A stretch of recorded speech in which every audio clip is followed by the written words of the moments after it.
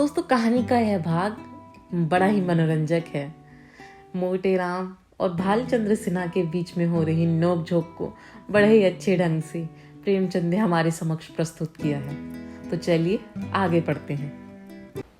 नमस्कार दोस्तों, पिछले भाग में आपने सुना कि कल्याणी विवाह का प्रस्ताव और चिट्ठी देकर पंडित मोटे राम को लखनऊ के लिए रवाना करती है, जहां उनकी मुलाकात बाबू भालचंद्र से होती है। बाबू भालचंद्र विवाह को बहाना बताकर टालने का प्रयास करते हैं, जबकि उनकी पत्नी रंगीली बाई कल्याणी का पत्र पढ़कर भावुक हो उठती है और विवाह के लिए सहमत है।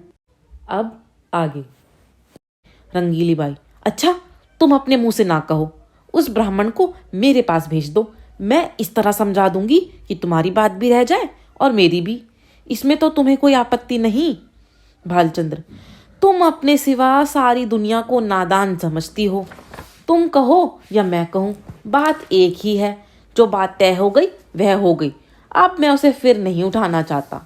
तुम ही तो बार बार कहती थी मैं वहां ना करूंगी। तुम्हारे ही कारण मुझे अपनी बात खोनी पड़ी। अब तुम फिर रंग बदलती हो। यह तो मेरी छाती पर मूंग दलना है। आखिर तुम्हें कुछ तो मेरे मान अपमान का विचार करना चाहिए। रंगीली बाई, तो मुझे क्या मालूम था कि विधवा की दशा इतनी हीन हो गई है। तुम्ही ने तो कहा था उसने पति का सारी संपत्ति छिपा रखी है और अपनी गरीबी का ढोंग रचकर काम निकालना चाहती है। एक ही छटी हुई औरत है। तुमने जो कहा वह मैंने मान लिया। भलाई करके बुराई करने में तो लज्जा और संकोच है, बुराई करके भलाई करने में संकोच नहीं। अगर तुम हाँ कर आए होते और मैं नहीं कहने को कहती तो तुम्हारा संकोच उचित था। नहीं करने के बाद हाँ करने में तो अपना बड़प्पन है। भालचंद्र, तुम्हें बड़प्पन मालूम होता हो, मुझे तो लुच्चापन ही मालूम होता है। फिर तुमने यह कैसे मान लिया कि मैंने वकीलाइन के विषय में जो बात कही थी वह झूठी थी? क्या वह पत्र देखकर? तुम जैसी खुद सरल हो वैसी ही दूसरों को भी सरल समझती हो। रंगीली बाई, इस पत्र से बनावट नहीं मालूम होती। बनावट की बात दिल में चुपती नहीं, उसमें बनावट की गंध अवश्य रहती है। भालचंद्र, बनावट की बात तो ऐसी चुपती है कि सच्ची बातें उसके सामने बिल्कुल फीकी मालूम होती है। यह किस्से कहानियां लिखने वाले जिनकी किताब पढ़ पढ़कर तुम घंटों रोती हो, क्या सच्ची बातें लिखते हैं? सरासर झूठ का तुमार बांधते हैं। यह भी एक कला है। रंगीली बाई, क्यों जी, तुम मुझसे भी उड़ते हो, दाई से पेट छिपाते हो। मैं तुम्हारी बातें मान जाती हूँ तो तुम समझते हो इसे चकमा दिया, मगर मैं तुम्हारी एक एक नस पहचानती हूँ। तुम अपना ऐब मेरे सिर मढ़कर खुद बेदाग बचना चाहते हो। बोलो, कुछ झूठ कहती हूँ? जब वकील साहब जीते थे तो तुमने सोचा था कि ठहराव की जरूरत ही क्या है, वह खुद ही जितना उचित समझेंगे देंगे, बल्कि बिना ठहराव के और भी ज्यादा मिलने की आशा होगी। अब जो वकील साहब का देहांत हो गया तो तरह तरह के हीले हवाले करने लगे। यह भलमनसाही नहीं, छोटापन है। इसका इल्जाम भी तुम्हारे ही सर है। मैं अब शादी ब्याह के नगीच न जाऊंगी। तुम्हारी जैसी इच्छा हो करो। ढोंगी आदमियों से मुझे चिढ़ है। जो बात करो सफाई से करो, बुरा हो या अच्छा। हाथी के दांत खाने के और दिखाने के और वाली नीति पर चलना तुम्हें शोभा नहीं देता। बोलो, अभी वहां शादी करते हो या नहीं? भालचंद्र, जब मैं बेईमान, दगाबाज और झूठा ठहरा तो मुझसे पूछना ही क्या, मगर खूब पहचानती हो आदमियों को। क्या कहना, तुम्हारी इस सूझबूझ की बलैया ले ले। रंगीली बाई, हो बड़े हयादार, अब भी नहीं शर्माते। ईमान से कहो, मैंने बात ताड़ ली कि नहीं? भालचंद्र, अजी जाओ, वह दूसरी औरतें होती हैं जो मर्दों को पहचानती हैं।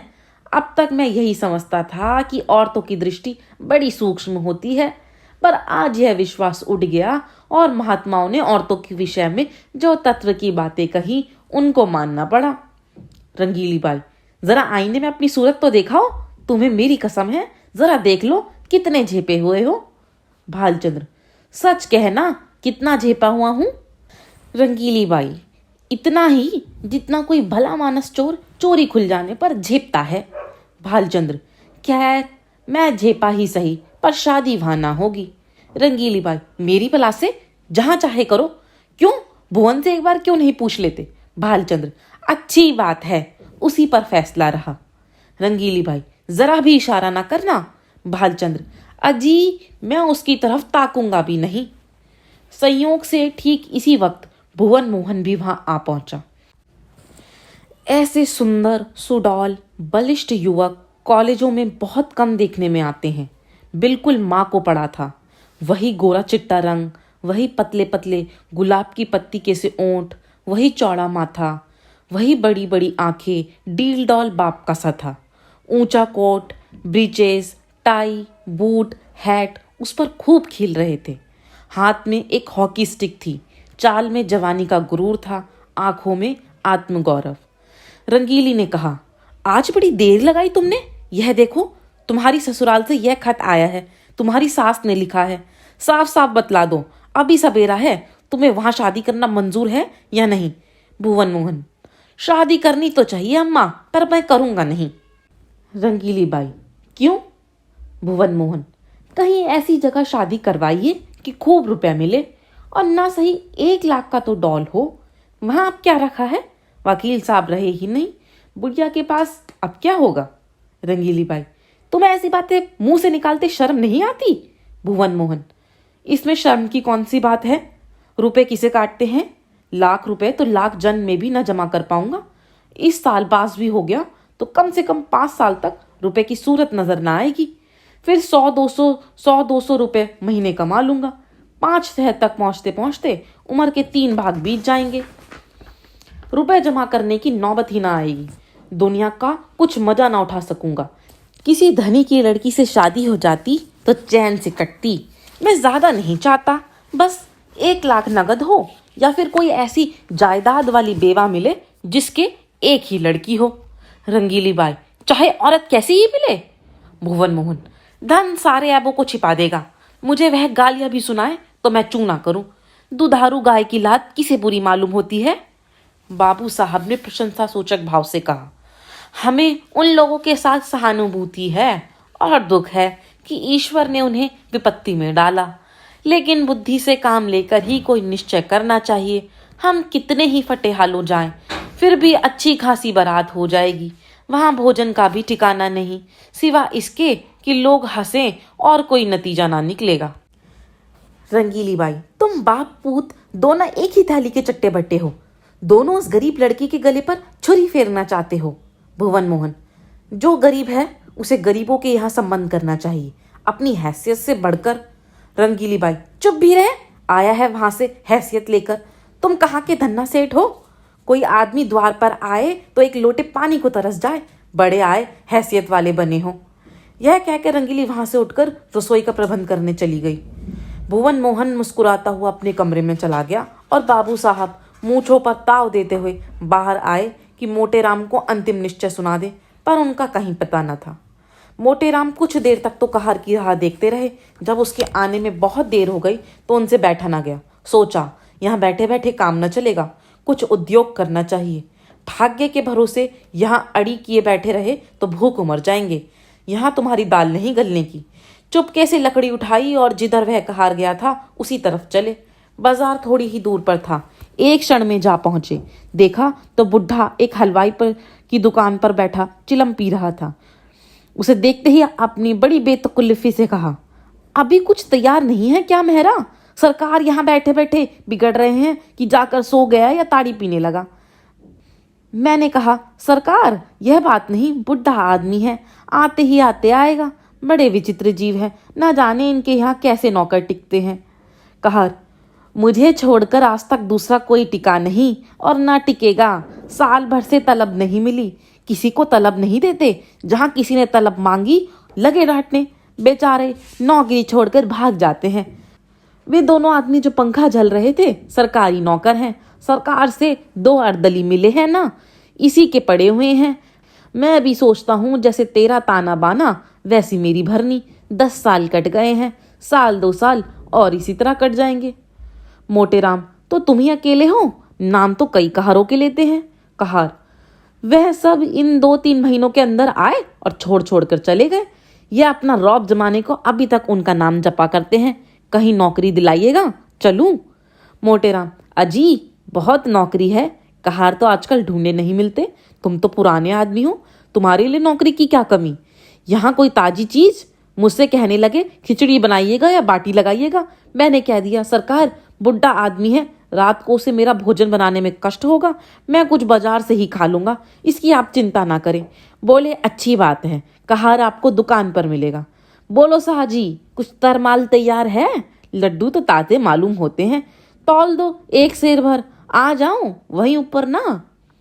यह कहकर मोटे राम जी हलवाई की दुकान पर जा बैठे और तरमाल चखने लगे। खूब छक कर खाया, 2.5-3 सेर चट कर गए। खाते जाते थे और हलवाई की तारीफ करते जाते थे। साहजी तुम्हारी दुकान का जैसा नाम सुना था वैसा ही माल भी पाया। बनारस वाले रसगुल्ले ऐसे नहीं बना पाते, कलाकंद अच्छी बनाते हैं, पर तुम्हारी उनसे बराबरी नहीं। माल डालने से अच्छी चीज नहीं बन जाती, विद्या चाहिए। हलवाई कुछ और लीजिए महाराज, थोड़ी सी रबड़ी मेरी तरफ से लीजिए। मोटे राम इच्छा तो नहीं है, लेकिन दे दो पाव भर। हलवाई पाव भर क्या लीजिएगा, चीज अच्छी है, आधा सेर तो लीजिए। खूब इच्छापूर्ण भोजन करके पंडित जी ने थोड़ी देर तक बाजार की सैर की और 9 बजते बजते मकान पर पहुंच गए, जहां सन्नाटा सा छाया हुआ था। एक लालटेन जल रही थी। चबूतरे पर बिस्तर जमाया और सो गए। सवेरे अपने नियमानुसार कोई 8 बजे उठा तो देखा कि बाबू साहब टहल रहे हैं। इन्हें जगाकर देखा, वह पलागन कर बोले, महाराज आप रात कहाँ चले गए थे? मैं बड़ी देर तक आपकी राह देखता रहा, भोजन का सब सामान बड़ी देर तक रखा रहा, जब ना आए तो रखवा दिया गया। आपने कुछ भोजन किया था या नहीं? मोटे राम हलवाई की दुकान में कुछ खा आया था। भालचंद्र अजी पूरी मिठाई में वह आनंद कहाँ जो बाटी और दाल में है। 10-12 आने खर्च हो गए होंगे, फिर भी पेट ना भरा होगा। आप मेरे मेहमान हैं, जितने पैसे लगे हों ले लीजिएगा। मोटे राम आप ही के हलवाई की दुकान पर खाया था, वह जो नुक्कड़ पर बैठता है।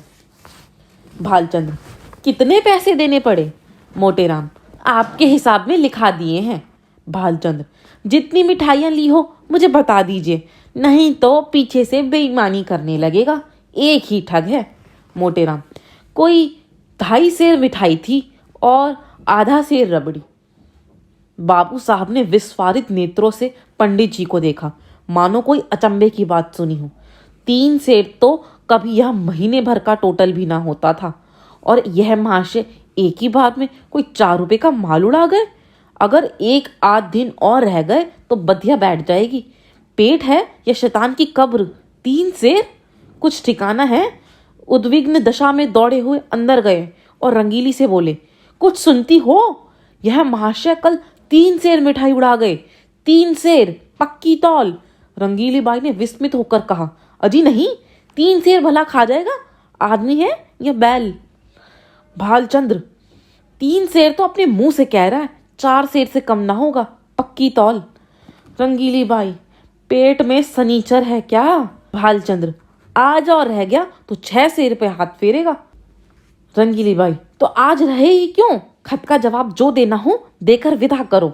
अगर रहे तो साफ कह देना कि हमारे यहाँ मिठाई मुफ्त नहीं आती। खिचड़ी बनाना हो बनावे, नहीं तो अपनी राह ले। जिन्हें ऐसे पेटियों को खिलाने से मुक्ति मिलती हो वही खिलाए, हमें ऐसी मुक्ति न चाहिए। मगर पंडित विदा होने को तैयार बैठे थे, इसलिए बाबू साहब को कौशल से काम लेने की जरूरत ही ना पड़ी। भालचंद्र क्या तैयारी कर दी महाराज? मोटे राम हाँ सरकार, अब चलूंगा, 9 बजे की गाड़ी मिलेगी ना? भालचंद्र अच्छा हाँ, आज तो और रही है। यह कहते हुए बाबूजी को भय हुआ कि कहीं ये महाराज सचमुच ना रह जाएं, इसलिए वाक्य को यूं पूरा किया, हाँ वहां भी लोग आपका इंतजार कर रहे होंगे। मोटे राम 1-2 दिन की तो कोई बात न थी, और विचार भी यही था कि त्रिवेणी का स्नान करूंगा, पर बुरा ना मानिएगा तो कहूं, आप लोगों में ब्राह्मणों के प्रति लेश मात्र भी श्रद्धा नहीं है। हमारे जजमान हैं जो हमारा मुंह जोहते रहते हैं कि पंडित जी कोई आज्ञा दें तो उसका पालन करें। हम उनके द्वार पर पहुंच जाते हैं तो वे अपना धन्य भाग्य समझते हैं, और सारा घर छोटे से बड़े तक हमारी सेवा सत्कार में मग्न हो जाते हैं। जहां अपना आदर नहीं, वहां एक क्षण भी ठहरना असह्य है। जहाँ ब्राह्मण का आदर नहीं, वहाँ कल्याण नहीं हो सकता। भालचंद्र, महाराज हमसे तो ऐसा अपराध नहीं हुआ। मोटेराम, अपराध नहीं हुआ और अपराध किसे कहें? अभी आप ही तो घर में जाकर यह महाशय 3 सेर मिठाई चट कर गए, पक्की तौल। बोले आपने अभी खाने वाले देखे कहाँ? एक बार खिलाइए तो आंखें खुल जाएं। ऐसे ऐसे महान पुरुष पड़े हैं जो पसेरी भर मिठाई खा जाएं और डकार तक न ले। एक एक मिठाई खाने के लिए हमारी चिरौरी की जाती है, रुपए दिए जाते हैं। हम भिक्षुक ब्राह्मण नहीं हैं जो आपके द्वार पर पड़े रहें। आपका नाम सुनकर आए थे, यह ना जानते थे कि यहाँ मेरे भोजन के भी लाले पड़ेंगे। जाइए, भगवान आपका कल्याण करे। बाबू साहब ऐसे झेपे कि मुंह से बात ना निकली। जिंदगी भर में उन पर कभी ऐसी फटकार न पड़ी थी। बहुत बातें बनाई, आपकी चर्चा न थी, एक दूसरे ही महाशय की बात थी, लेकिन पंडित जी का क्रोध शांत ना हुआ। वह सब कुछ सह सकते थे पर अपने पेट की निंदा ना सह सकते थे। औरतों को रूप की निंदा जितनी अप्रिय लगती है, उससे कहीं अधिक अप्रिय पुरुषों को अपने पेट की निंदा लगती है। बाबू साहब मानते तो थे पर धड़का भी समाया हुआ था कि यह टिक न जाए। उनकी कृपणता का पर्दा खुल गया था, अब इसमें संदेह ना था। उस पर्दे को ढांकना जरूरी था। अपनी कृपणता को छिपाने के लिए उन्होंने कोई बात उठा न रखी, पर होने वाली बात होकर रही। पछता रहे थे कि कहाँ घर में जाकर इसकी बात कहने गया, कहाँ भी तो ऊंचे स्वर में। यह दुष्ट भी कान लगाए सुनता रहा, किंतु अब पछताने से क्या हो सकता था? न जाने किस मनहूस की सूरत देखी थी कि यह विपत्ति गले पड़ी। अगर इस वक्त यहाँ से रुष्ट होकर चला गया तो वहां जाकर बदनाम करेगा और मेरा सारा कौशल खुल जाएगा। अब तो इसका मुंह बंद करना पड़ेगा। यह सोच विचार करते हुए घर में जाकर रंगीली बाई से बोले, इस दुष्ट ने तो तुम्हारी सारी बातें सुन ली, रूठ कर चला जा रहा है। रंगीली बाई, जब तुम जानते थे कि द्वार पर खड़ा है तो धीरे से क्यों ना बोले? भालचंद्र, विपत्ति आती है तो अकेले नहीं आती। यह क्या जानता था कि वह द्वार पर कान लगाए खड़ा है? रंगीली बाई, न जाने किसका मुंह देखा था। भालचंद्र, वही दुष्ट सामने लेटा हुआ था। जानता तो उधर ताकता ही नहीं। अब तो इसे कुछ दे दिलाकर राजी करना पड़ेगा। रंगीली बाई, ओह जाने भी दो, जब तुम्हें वहां विवाह ही नहीं करना है तो क्या परवाह, जो चाहे समझे, जो चाहे कहे। भालचंद्र, यूं जान ना बचेगी। लाओ 10 रुपए, विदाई के बहाने दे दूं। ईश्वर फिर इस मनहूस की सूरत ना दिखाए। रंगीली ने बहुत अछताते पछताते 10 रुपए निकाले और बाबू साहब ने उन्हें ले जाकर पंडित जी के चरणों पर रख दिया। पंडित जी ने दिल में कहा, धत तेरे मक्खी जूस की, ऐसा रगड़ा कि याद करोगे। तुम समझते होगे कि 10 रुपए देकर इसे उल्लू बना लूंगा। इस फेर में ना रहना, यहाँ तुम्हारी नस नस पहचानते हैं। रुपए जेब में रख लिए और आशीर्वाद देकर अपनी राह ली। बाबू साहब बड़ी देर तक खड़े सोच रहे थे। मालूम नहीं अब भी मुझे कृपण ही समझ रहा है या पर्दा ढक गया, कहीं ये रुपए भी तो पानी में नहीं गिर पड़े। तो दोस्तों, कहानी का यह भाग तो बड़ा ही मनोरंजक था। किस प्रकार पंडित मोटेराम ने भालचंद्र सिन्हा से पेट पूजा भी करवाई और पैसे भी निकलवाए। तो अगर आपको यह वीडियो पसंद आई है तो इस वीडियो को लाइक करिए, सब्सक्राइब करिए मेरे चैनल राहें कहानियों की को। सुनते रहिए एक कहानी दीपाली की जुबानी। Thank you.